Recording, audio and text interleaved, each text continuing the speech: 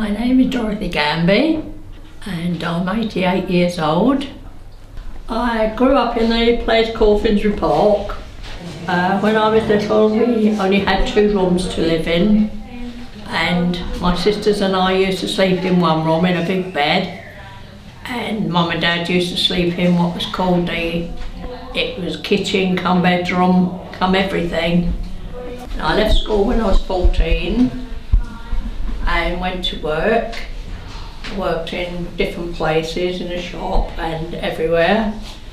And then when I was 16, the war broke out and we had to do war work.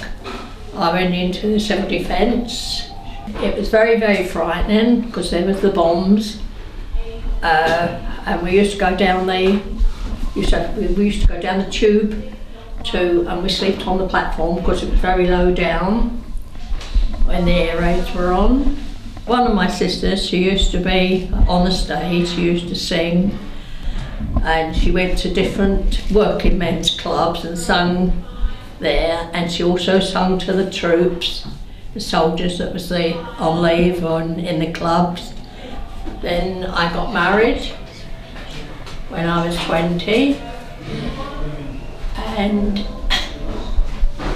I lived in a place in Tufnell Park Road, and then I came to this area 40 years ago. There's more different people about now to what there was when I was a little girl. We used to see policemen on the streets, where you don't see them a lot now. They're there. If you ring them up, they come out, but we used to see them walk in the streets.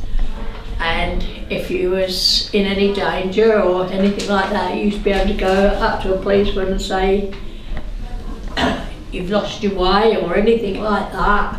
And they used to help you quite a lot. And you could leave your street doors open years ago, or leave a key tied to the letterbox, but now you can't do that, unfortunately. What can you tell me about the market estate?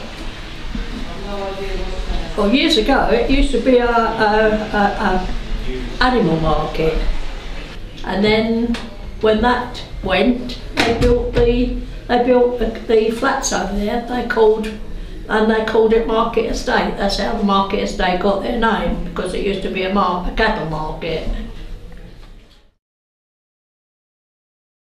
My name is Fred Rook. I'm 83 years of age. I've lived in Islington all my life.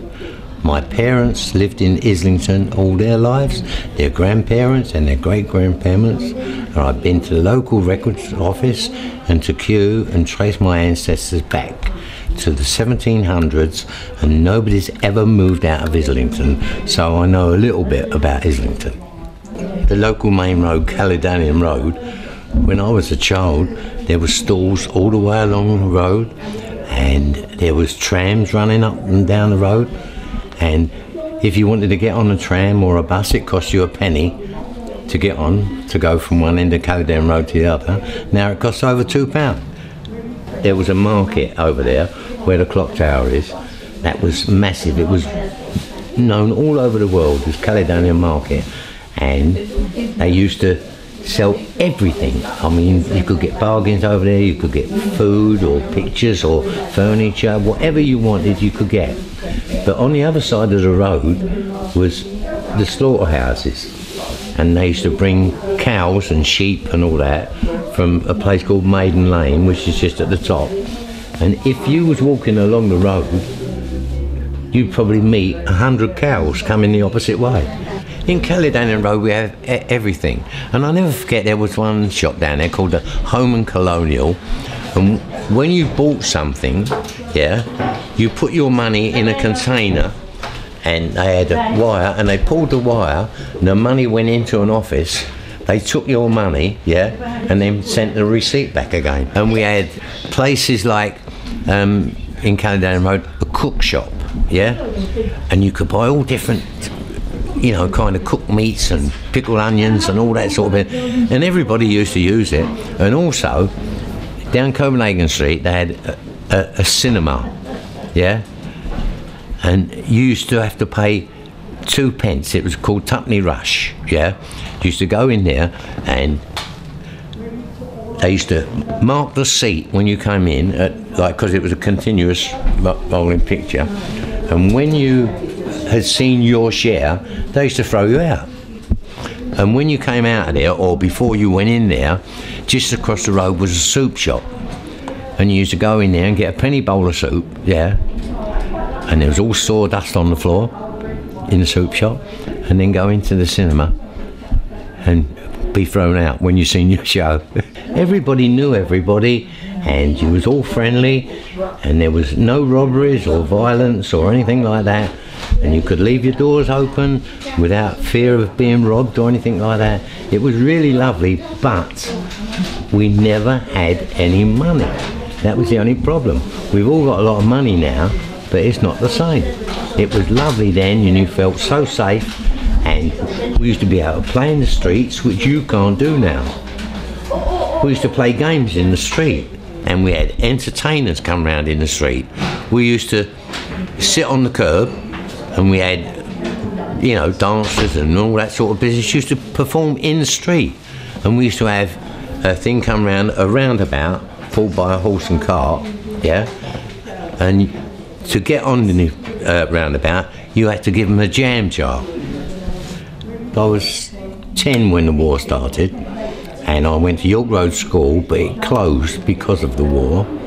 And my education was, a teacher used to come round to my house once a fortnight for 2 hours.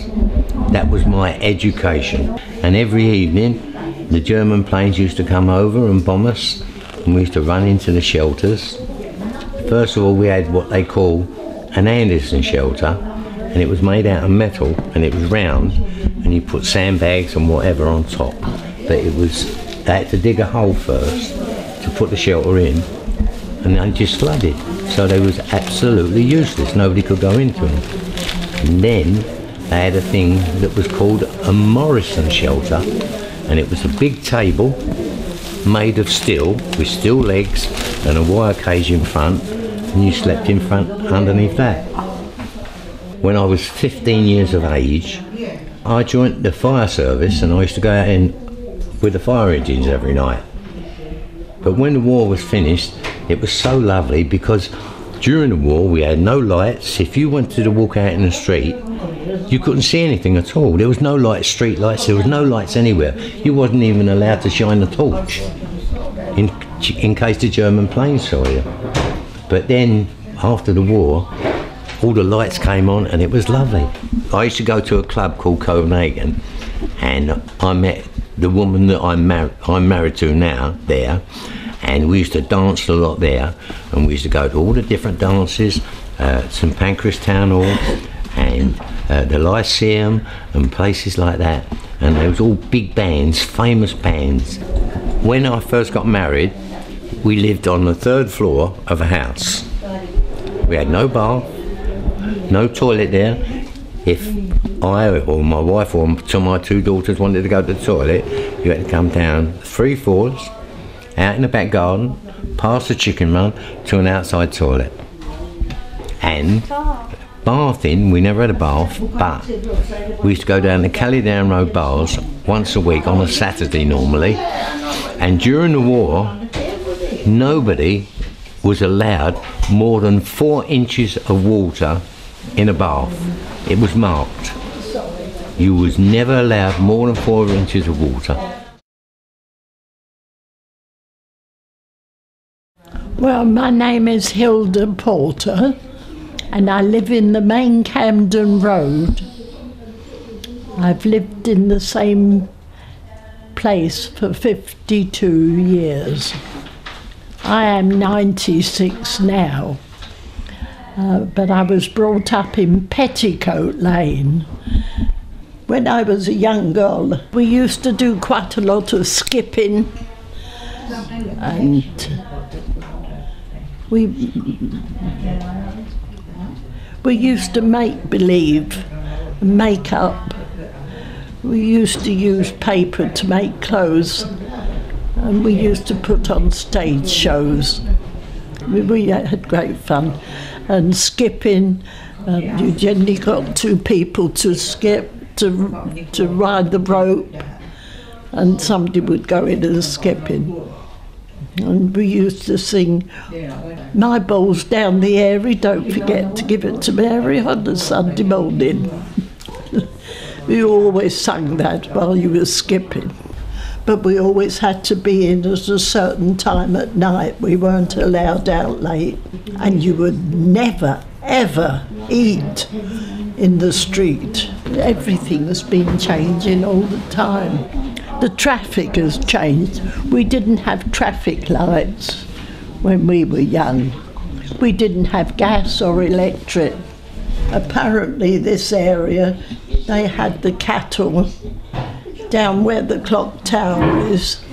And this is called the drovers because the men who drove the animals to slaughter, they slept here overnight.